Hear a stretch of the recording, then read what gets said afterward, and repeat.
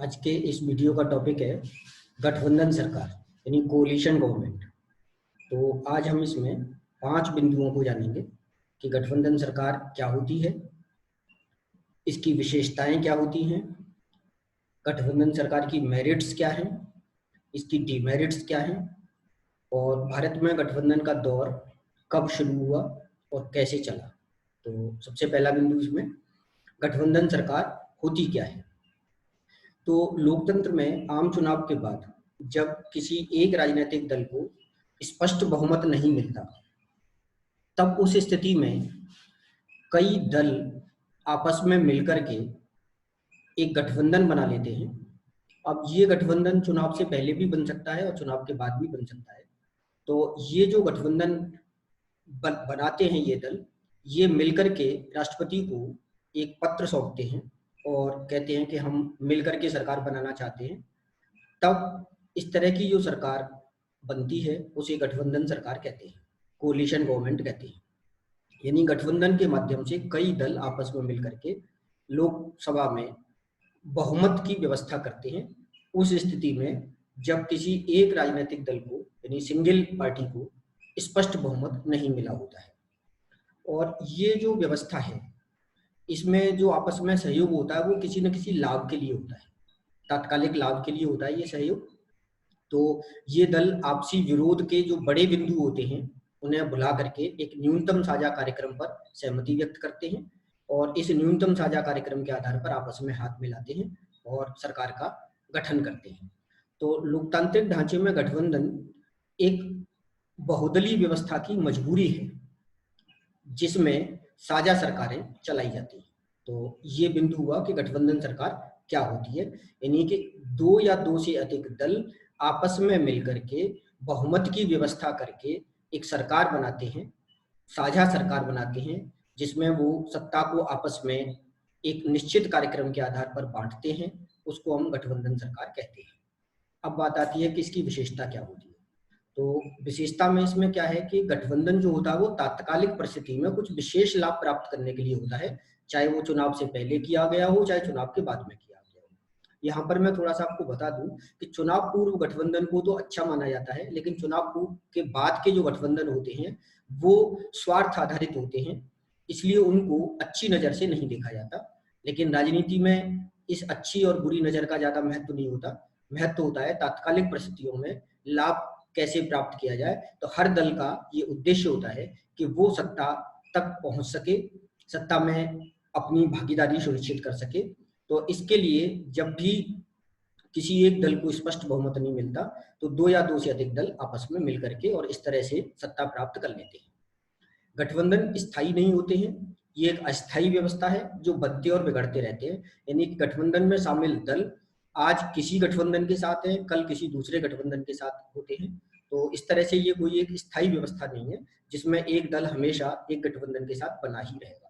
ये निर्भर करता है इस बात पर कि उस राजनीतिक दल के स्वार्थ जो हैं, उस राजनीतिक दल के अपने जो हित हैं वो कब तक पूरे हो रहे हैं। जब तक वो पूरे होते हैं तब तक वो इस गठबंधन के साथ बना रहता है। तो इस तरह से हम कह सकते हैं कि गठबंधन किसी विचारधारा पर आधारित नहीं होता, ये एक व्यावहारिकता है, व्यावहारिकता पर आधारित है। और व्यावहारिकता में ये बात आती है कि कुछ ले दे करके एक ऐसा संबंध बना लिया जाए कि कुछ अपनी नीतियों को छोड़ दें और कुछ दूसरे की नीतियों को मान लें और इस तरह से सत्ता में भागीदारी सुनिश्चित कर लें। तो गठबंधन का एकमात्र जो उद्देश्य है वो किसी न किसी प्रकार से सत्ता प्राप्त करना होता है। अब बात आती है कि इसकी मेरिट्स क्या है, यानी गठबंधन के लाभ क्या है। तो पहली बात तो यह है कि संसदीय राजनीति में गठबंधन जो होता है यानी कि विभिन्न दलों के बीच में आपसी जो सहमति होती है वो विविधता का वास्तविक प्रतिनिधित्व करती है। यानी कि अलग अलग वर्गों, अलग अलग जातियों, अलग अलग संस्कृतियों, अलग अलग धार्मिक समूहों का प्रतिनिधित्व करने वाले दल जब आपस में मिलकर के गठबंधन करते हैं तो निश्चित है कि वो देश की जो विविधता है उस विविधता का एक सच्चा प्रतिनिधित्व प्रदान करते हैं संसद में। और संसदीय जो शासन व्यवस्था है उसकी विशेषता भी यही है कि सरकार जो है देश के सभी वर्गों, सभी धर्मों, सभी क्षेत्रों का प्रतिनिधित्व करे। तो इस तरह से एक जो बात है कि ये वास्तविक प्रतिनिधित्व करता है विभिन्न वर्गों का। दूसरा जो इसका महत्वपूर्ण पॉइंट है वो ये है कि गठबंधन के जो दल होते हैं वो भिन्न भिन्न वर्गों की समस्याओं को गठबंधन के अंदर उठाते हैं और गठबंधन की सरकार उन समस्याओं पर पूरा ध्यान दे पाती है। उसके सामने अलग अलग तरह की समस्याएं रखी जाती हैं, तो इस तरह से वो उन समस्याओं को एड्रेस कर पाती है। उनकी जो मुश्किल हालात हैं उन वर्गों के, उनको वो अपने सामने ला करके और उनको सुलझाने का प्रयास करती है। अगला जो बिंदु है इसमें कि क्षेत्रीय समस्याओं के प्रति गठबंधन सरकारें ज्यादा संवेदनशील होती हैं, क्योंकि इनमें ज्यादातर देखा गया है कि गठबंधन में जो राजनीतिक दल शामिल होते हैं वो क्षेत्रीय दल ही ज्यादा होते हैं, तो वो अपनी क्षेत्रीय आकांक्षाओं का ज्यादा प्रतिनिधित्व यहाँ पे कर पाते हैं और इस तरह से ये सरकारें, गठबंधन की सरकारें क्षेत्रीय समस्याओं के प्रति ज्यादा संवेदनशील मानी जाती है। गठबंधन सरकार में जो निर्णय होते हैं वो आपसी सहमति से लिए जाते हैं, इसलिए यह आपसी सहमति की राजनीति को बढ़ावा देते हैं और सरकारी अत्याचार में कमी करते हैं, क्योंकि एक दल की सरकार ना होने की वजह से निर्णय सभी सहयोगी दल मिलकर के लेते हैं, इसलिए जो निर्णय होते हैं वो ज्यादा संतुलित होते हैं तुलनात्मक रूप से और अत्याचार की भावना को रोकते हैं, एक दल की ज्यादती की भावना को रोकते हैं। तो ये इसकी मेरिट्स है। अब आती है कि इसकी डिमेरिट्स क्या है।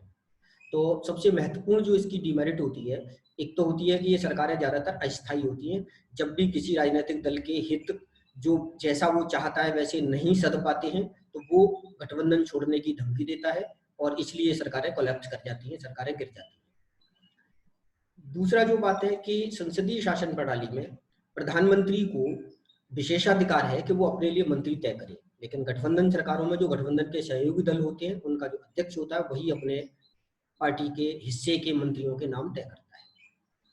गठबंधन में जो एक संचालन समिति बनाई जाती है वो एक तरह से सुपर कैबिनेट की तरह व्यवहार करती है, यानी कि वास्तविक कैबिनेट तो वो होती है जो प्रधानमंत्री की अध्यक्षता में सरकार चलाती है, लेकिन असल में उसे निर्देश मिलते हैं जो संचालन समिति होती है, स्टीयरिंग कमेटी होती है, जिसमें गठबंधन के सारे जो दल होते हैं उनके प्रतिनिधि शामिल होते हैं। तो इस तरह से जो संचालन समिति है गठबंधन की वो कैबिनेट के ऊपर अपने निर्णय थोपती है और इसलिए उसे सुपर कैबिनेट कहा जाता है। फिर गठबंधन की जो राजनीति है उसमें कई छोटे छोटे दल कभी विशेष परिस्थितियों में किंग मेकर की भूमिका में आ जाते हैं, यानी कि बहुमत के लिए 2, 4, 6 सांसदों की कमी होती है और वो दल उस कमी को पूरा करते हैं, तो ऐसे में वो किंग मेकर बन जाते हैं।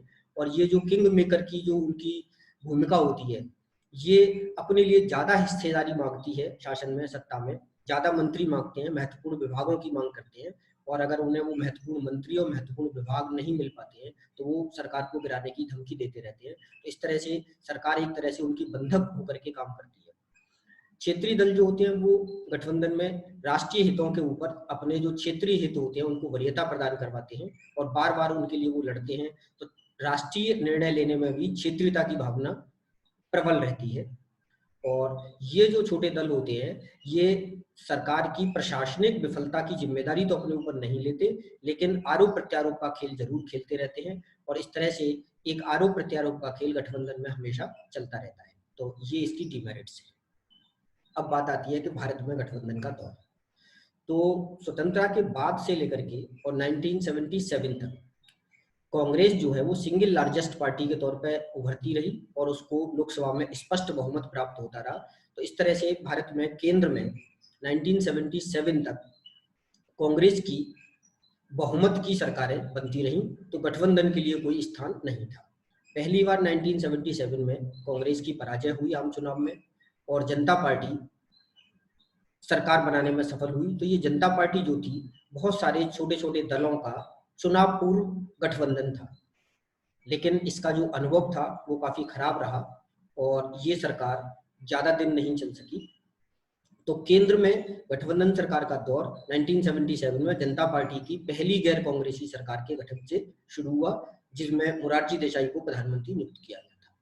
हालांकि राज्यों में गठबंधन का दौर 1967 में यानी 1967 में शुरू हो चुका था, जब कई प्रदेशों में प्रजामंडल सरकारें गठित हुई थी और जो राम मनोहर लोहिया थे उन्होंने इसके लिए नेतृत्व प्रदान किया था और छोटे छोटे दलों को इकट्ठा करके कांग्रेस के विरुद्ध खड़ा किया था।